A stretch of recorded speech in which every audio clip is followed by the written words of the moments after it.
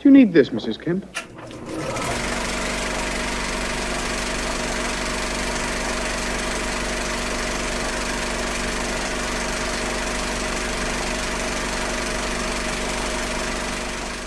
Recently, I began reading the book Everyday Survival: Why Smart People Do Stupid Things by Lawrence Gonzalez.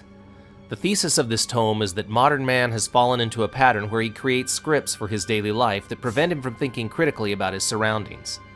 As a consequence, he often places himself in dangerous situations because he believes himself to be perfectly safe. One example given is the Thailand tsunami of 2004, where a significant number of tourists stood on the beach watching the wave as it approached, oblivious to the threat until it swept them into the ocean.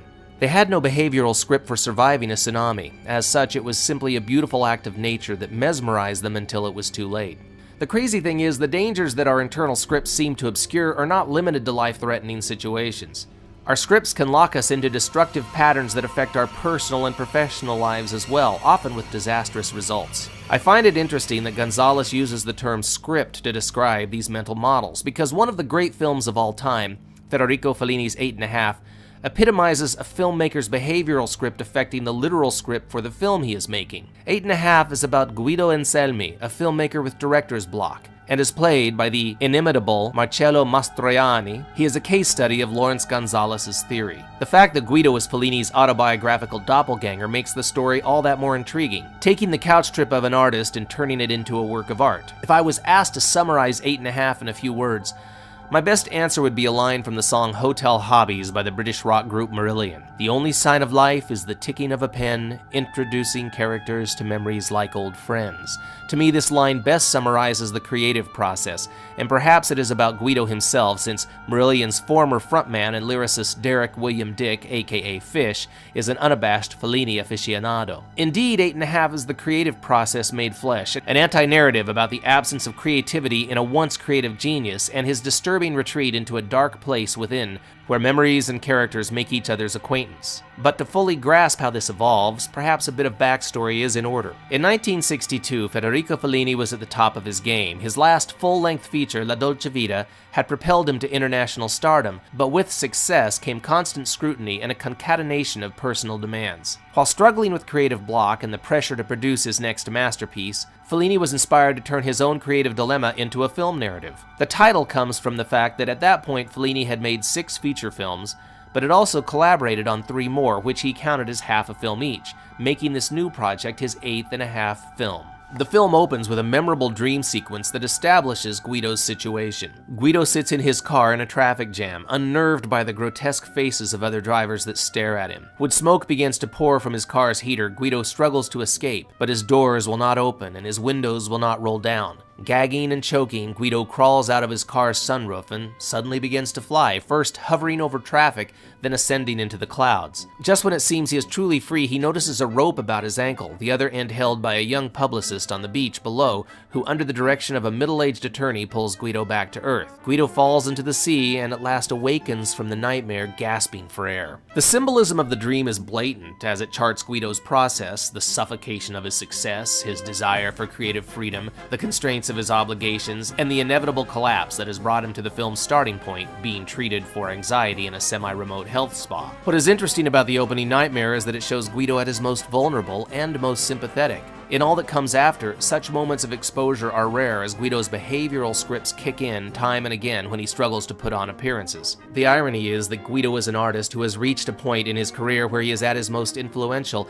and yet everyone makes demands on him, not the other way around. He dances around obligation, and he saturates his life with women past and present to distract him from the authentic. Yet even in the company of women, he is often powerless. Be it Carla, his sensuous but tiresome mistress, Louisa, his long-suffering wife, Claudia, the beautiful starlet who often appears as his muse, or Seragina, the robust prostitute Guido knew as a child. At one point in the film, Guido retreats into a fantasy world where all the women he has known, loved, or desired live together in his own private harem, committed to pampering Guido like a child. But even this fantasy falls apart as the women rebel, forcing Guido to subjugate them with a whip. Even his ability to create a utopia is dictated by his behavioral scripts. Early in 8½, it becomes apparent that we, the viewer, are in Fellini's mental playground. the apparent lack of structure belies a truth we cannot grasp until the very end, that this is Fellini fighting to break free from his own behavioral scripts and put his disjointed thoughts into a cohesive narrative. But this film is not about narrative.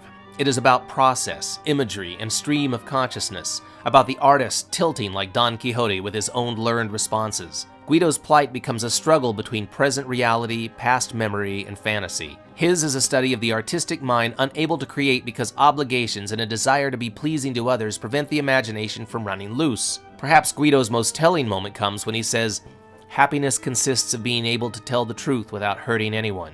Is this what the Man of La Mancha meant by the impossible dream? Throughout the course of 8½, there are subtle clues to help us diagnose Guido's condition, but most of the indicators are frank and obvious. Claudia, Guido's muse, in one fantasy sequence chanting, "I want to create order, I want to create cleanliness." Guido explaining to a Monsignor that his Catholic education presents certain complexes of a truth he no longer accepts. The childhood memory of Sergina, the prostitute, a tale of service to two masters, with Guido's Catholic shame waging war with his earthly lust. And throughout the proceedings, a condescending writer appears like a Greek chorus, offering biting criticism of the film Guido is developing, which happens to be the very film we are watching.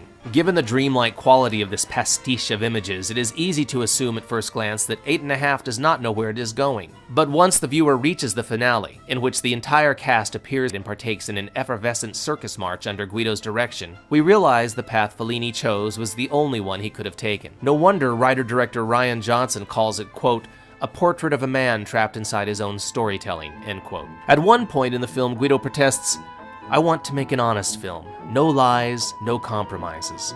A film that would be helpful to everyone, that would finally bury everything that's dead within us." I leave it to my fellow viewers to decide if 8½, accomplishes this goal, or if Guido's more accurate statement is, "I really have nothing to say, but I want to say it just the same." 8½, is a film that demands attention.